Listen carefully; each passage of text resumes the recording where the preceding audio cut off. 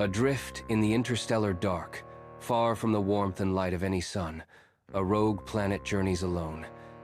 It is a silent world, a massive gas giant, perhaps twice the size of Jupiter, cloaked in endless storms and shrouded in cold. Without a star to orbit, its skies are forever black, its clouds lit only by the faint internal glow of residual heat from its formation. It moves slowly, relentlessly, through the galactic night untethered, forgotten.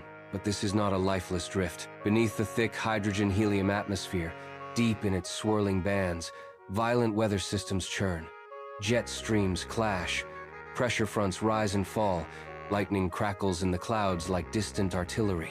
A faint magnetic field, generated by a metallic core or sloshing layers of conductive hydrogen, shields the planet like a ghostly bubble. Then, something stirs in the void ahead. The rogue planet, by pure chance and cosmic scale, is on a path through the outer reaches of a stellar windan invisible river of charged particles escaping from a nearby red dwarf star, light years distant but close enough now for its influence to be felt. At first, there is nothing. The planet, ancient and alone, feels only the slight tug of passing ions. But then, the stellar wind intensifies. The stream of high-energy protons and electrons sweeps across the planet's magnetic field, dragging invisible lines of force into taut arcs. Like a harp struck by light, the field vibrates, funnels energy downward, and sends charged particles spiraling into the planet's upper atmosphere. And then, the skies ignite. At the magnetic poles of the rogue planet, the hydrogen-rich atmosphere begins to glow. Deep violet curtains ripple across the cloud tops, shifting into brilliant blues and streaks of red. The auroras expand across the polar regions, then begin to reach equatorward in tendrils. Here, without any sunlight to outshine them, they blaze across the entire hemisphere in a silence deeper than space itself.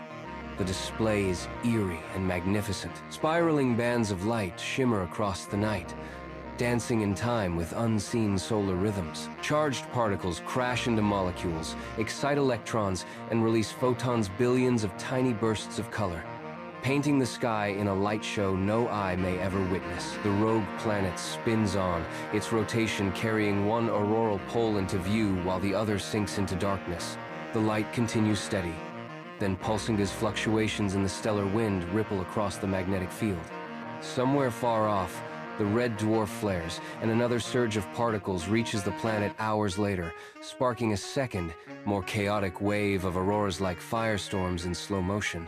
There are no moons to reflect the light, no nearby planets, no observers, only the planet, the wind, and the vast empty dark. And then, just as quietly as it began, the rogue planet slips beyond the influence of the stellar wind. The charged stream thins, the field relaxes, and the lights begin to fade. The reds dissolve first, followed by the blues, then the deepest violets. Only the dimmest green glows linger for a few rotations, like dying embers on a great black sea. The atmosphere still swirls. The lightning still flickers in distant storms. But the skies are dark once more.